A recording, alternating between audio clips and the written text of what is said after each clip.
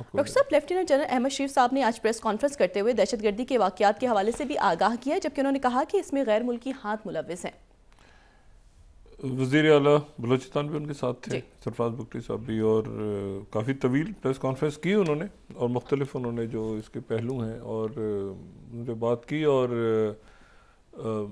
उसमें अहम बात तो देखें यही कि ये गिरोह मुनज़्ज़म होते जा रहे हैं दिन ब दिन, मुख्तलिफ जो ग्रुप्स हैं, और उसमें यकीनन अब उसमें आज जो बात हुई उसमें नेशनल एक्शन प्लान के हवाले से एक वो जो 20 नुकाती था, एक जो बाद में 14 नुकाती आया, लेकिन उसमें इम्पॉर्टेंट बात जो एक उन्होंने की उसमें ये थी कि इसमें फ़ौज से रिलेटेड कितने पॉइंट्स हैं जो फ़ौज से रिलेटेड हैं और कितने जो हैं वो फ़ौज से रिलेटेड नहीं है। तो अगर आप बाकी नेशनल एक्शन प्लान को देखें तो बाकी तो गवर्नेंस है, और उसका जिक्र भी उन्होंने गालिबन किया कि स्मगलिंग और चोरी चकारी और ईरानी ऑयल स्मगल होता है और उसमें जो करप्शन है, और ये सारा जिक्र भी उसमें हुआ। तो मेरा तो हमेशा से ये मौक़िफ़ रहा है कि आप अगर ये जो माशी दहशतगर्दी है इसको काबू करें, क्योंकि होता ये है कि इसके पीछे छुपते हैं लोग, इसके पीछे छुपते हैं, उनके अपने जो मफादात हैं उसकी नज़र हो जाता है ये सारा जो सिक्योरिटी का मामला है। और जो बड़ी बड़ी शख्सियात हैं, और बड़ी बड़ी शख्सियात से मुराद सिर्फ सियासतदान नहीं होते हैं, बड़ी बड़ी शख्सियात में आपकी सिविल मिलिट्री ब्यूरोक्रेसी भी आती है। तो उसमें जो लोग हैं उनको आइडेंटिफाई करें, इसको साइट पे करें, जो नाहल लोग हैं उनको साइट पे करें।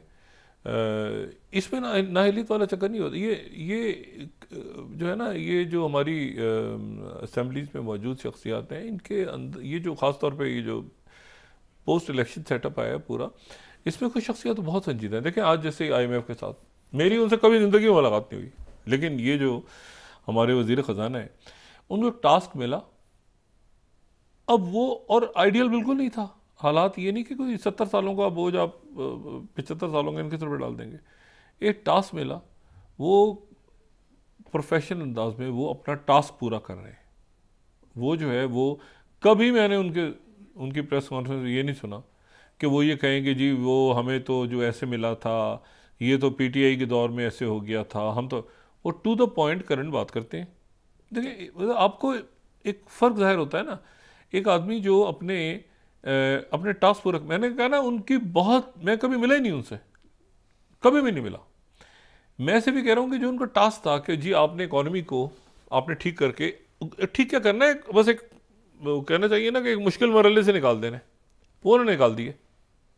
IMF की टीम जो है मुतमईन होकर चली गई, और जो भी शराइत हैं जैसे भी है जैसे तैसे करके उन्होंने इस बहरान और इंतहाई गैर यकीनी के जो हालात थे मुल्क में, उसमें से उनको निकाल के जो उनका टास्क था, जो उनको दिया गया, बजाय वो सारा दिन जो है वो खड़े होके वो बात करते रहे, मैं क्या करूं जी, ये तो ऐसे था, ये तो मुझसे पहले भी ऐसे था उनसे पहले बरसा बरस का एक मसला है जो आपकी मईशत को। मैं सिर्फ भी बात कह रहा हूँ कि जब चीज़ें ठीक करने पे आए कोई शख्स, ये एक मिसाल है इसी सेटअप के अंदर, इसी अरेंजमेंट के अंदर, तो वो चीज़ें ठीक भी हो जाती हैं। लेकिन जब ना करने पे आए और जब मुस्तकिल एक अटर नॉनसेंस गुफ्तगू होती रहे सारा वक्त, जो उसमें अगर कोई इशू उठे कोई टेररिज्म का, तो उसमें भी आप पॉलिटिकल पॉइंट्स को नहीं शुरू कर दें, उसमें कोई इशू उठे फॉरेन पॉलिसी का तो भी पॉलिटिकल पॉइंट, इसके अलावा कोई काम ही ना हो।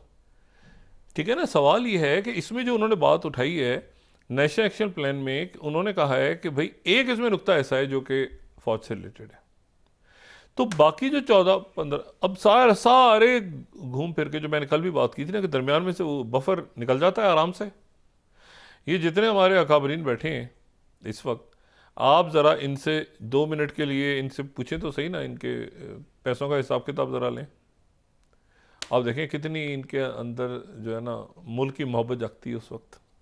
इन सबको हुकूमत में भी देखा हुआ, हुकूमत के बाहर भी देखा हुआ है। ज़रा सा होता है ना, ज़रा सी आप थोड़ा सा छेड़े इनको कि यार तुम, आपकी हुकूमत थोड़ी सी ऊपर नीचे हो रही है, छापा पड़ गया है, पैसे के हिसाब से देखें कैसे मोहब्बत जागती है मुल्क की।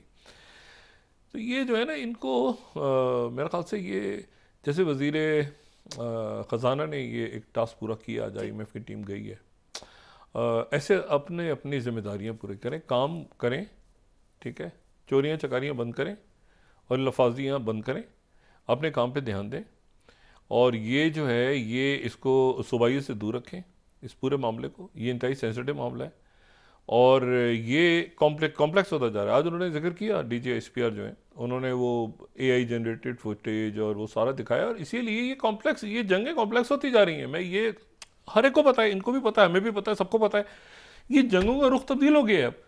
अब ये आपकी जंग का एक हिस्सा है, इंफॉर्मेशन वॉरफेयर एक हिस्सा है उसका। इंफॉर्मेशन वॉरफेयर और आज से नहीं है, ये साल से है। Information warfare, fog of war जो है, ये तो हमेशा से एक डिसेप्शन, सैबोटाज, ये उसका हिस्सा है।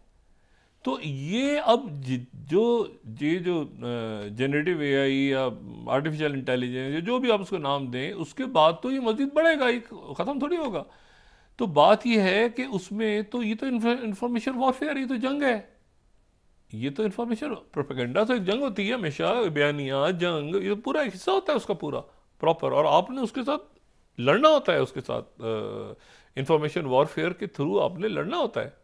ये जो हमारे अकाबरीन हैं, जो हमारे मुंतखब नुमाइंदे हैं, अपने अपने इलाकों में जाएं, अपने अपने इलाकों में जाके बैठे। अब जा नहीं सकते, ओ भाई आप अगर नहीं जा सकते तो पुलिस कैसे जाएगी? आप सारा वक्त वहाँ से गायब रहते हैं। मैं अपना जाती एक छोटा सा वाक़या बताऊँ, ये मैं एयरपोर्ट क्रॉस कर रहा था आज से कोई 3-4 साल पहले, वो झगड़ा हो रहा है जनाब PI के काउंटर पे। क्या हो गया भाई, क्या हो गया? वहाँ पता चला कोई वहाँ के कुछ सेनेटर साहब थे बलूचिस्तान के, एक फटर डाला हुआ है उन्होंने, वो उनको किसी वो PIA की जो बड़ी बहुत ही नफीस खातून जो वहाँ पे वो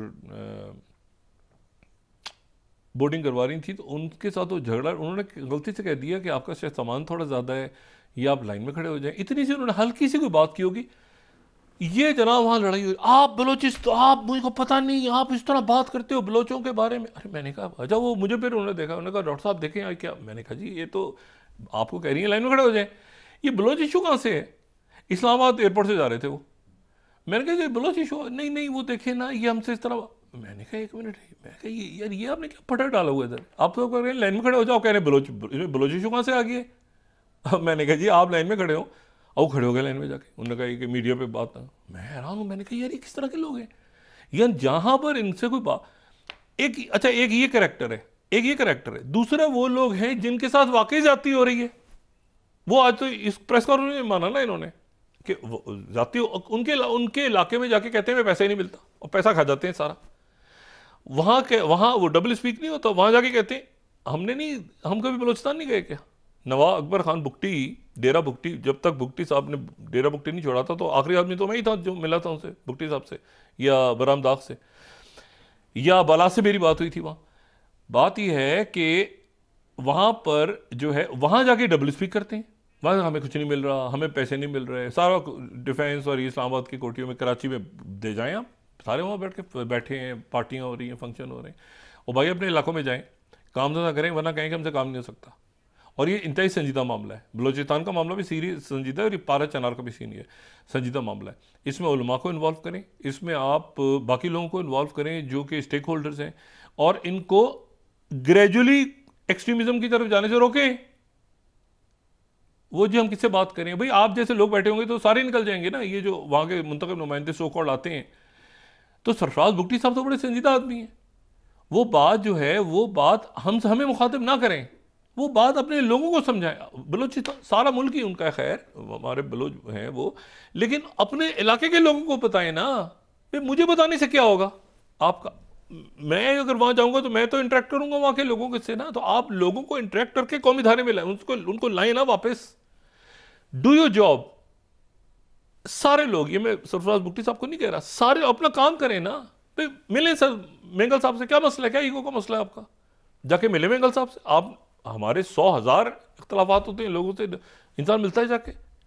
एक जमाना ऐसा आया, ये 2015 की बात है, यहां तक रियासत ने बात की थी कि हम डॉक्टर अल्लाह नजर तक से मुज़ाकरात करने को तैयार हैं अगर वो हथियार फेंक के कौमी धारे में आ जाए।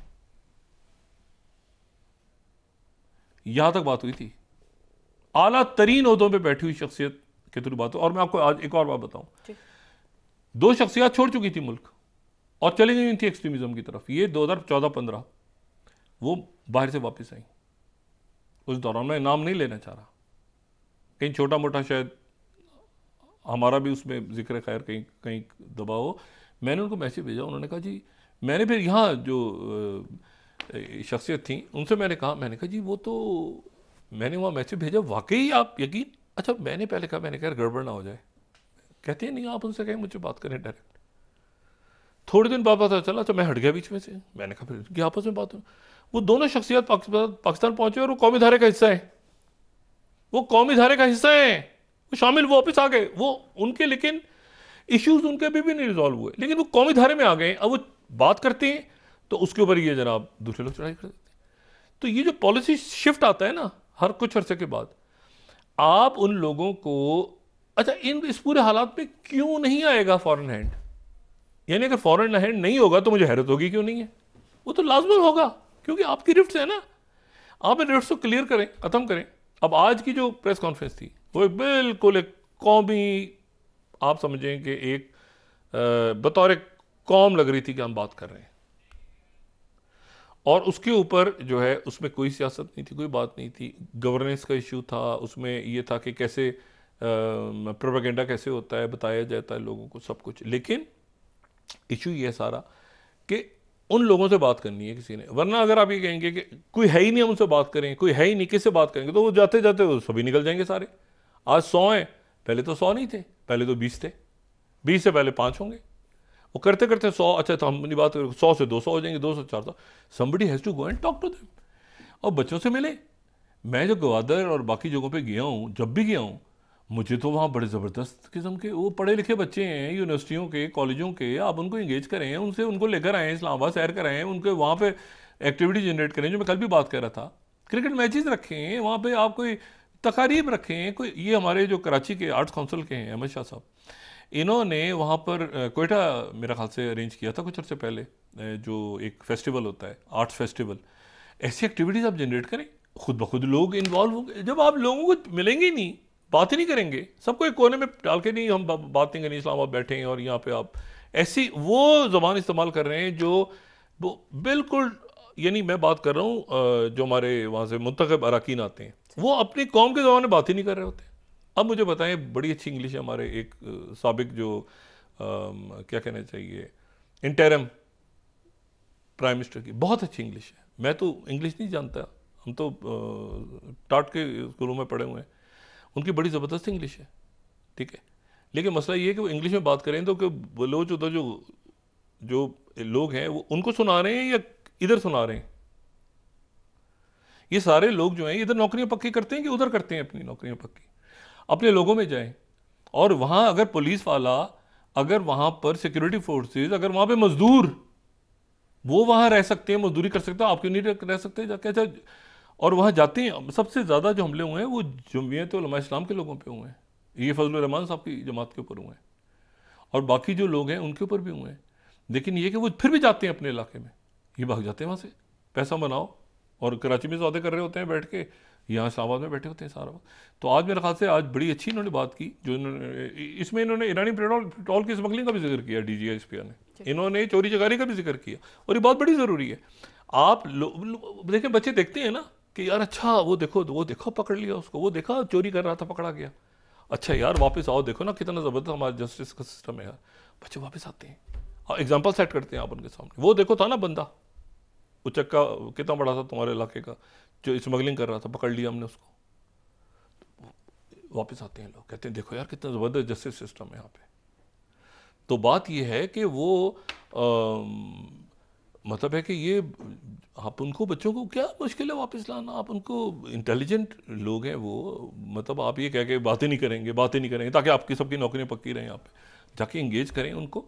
और मैं तो आज समझता हूँ DGI स्फीयर की प्रेस कॉन्फ्रेंस बहुत ज़बरदस्त थी, बहुत मजबूत थी, उन्होंने सारे एंगल्स को टच किया, इसमें सारे एंगल्स को टच किया। और दूसरी बात यह है कि इसको बड़ा सीरियस इशू है, ये संजीदा तौर पर इसको हल करें। सरफराज बुगटी साहब वहाँ का समझते हैं, वो जो बात कह रहे हैं ना, मैंने उन पर तनवीर दोस्तों का ताल्लुक है उनसे, दोस्तों जैसा, भाइयों जैसा, मैं सिर्फ ये कह रहा हूँ कि वो इश्यूज़ को हम समझते हैं बलोचिस्तान के, वो ये ना कहें कि हम नहीं समझते, हम समझते हैं इश्यूज़ बलोचिस्तान के, हमें पता है, हमें वहाँ के मसाइल का भी थोड़ा बहुत, उतना नहीं होगा जितना इनको है, हमें भी है थोड़ा बहुत अदराक। मेरा कहना सिर्फ ये है कि अपने लोगों से जाके कनेक्ट हो, आप अपने लोगों से कनेक्ट हो। उसके मालिक बलोच बैठे रहते हैं ना वहाँ, क्यों मैं मालिक बलोच के क्यों क्यों नाम आता है मालिक बलोच का बार बार, क्यों नाम आता है इस पूरे किस्से में? मालिक बलोच का नाम क्यों आ जाता है बार बार निकल के, और लोगों का नाम क्यों आ जाता है? तो बात यह है कि आपको ये वहाँ लोगों से कनेक्ट हो, कोई ऐसा मसला नहीं है। यूथ को इन्वॉल्व करें, पढ़े लिखे लोग हैं उनको इन्वॉल्व करें, बड़ा शऊर है बच्चों में, और बस आगे का सोचें। और बाकी ये है कि आप वो जो इन्होंने बाकी पहलू टच किए हैं ना सारे, वो बहुत इंपॉर्टेंट है। टेररिज्म जो है वो फॉलो द मनी, और उसके बाद आप टेररिज्म तक पहुंच जाते हैं। और बाकी यह है कि इसको डिप्लोमेटिक चैनल्स इन्वॉल्व करें। अगर अफगानिस्तान की सवाल इस्तेमाल हो रही है, डिप्लोमेटिक चैनल्स इन्वॉल्व करें। इसमें यकीनन हो रहा होगा, ये मेरे ख्याल से मामला काफ़ी संजीदा और सीरियस है मामला। और इसमें देखें ना, जब उधर मणिपुर में मामला छिड़ा था तो मैं उस वक्त तनकीद नहीं कर रहा, मैं कह रहा था मुझे समझ नहीं आ रहा कि मणिपुर में सख्ती के साथ इनको इस वक्त कर्फ्यू लगा देना चाहिए और सख्ती के साथ सिक्योरिटी फोर्स को पहुंच जाना चाहिए। ये मणिपुर के जब झगड़े शुरू हुए ना, मेरा उस पर मौका तो मुझे समझ नहीं आ रहा था क्या वजह है।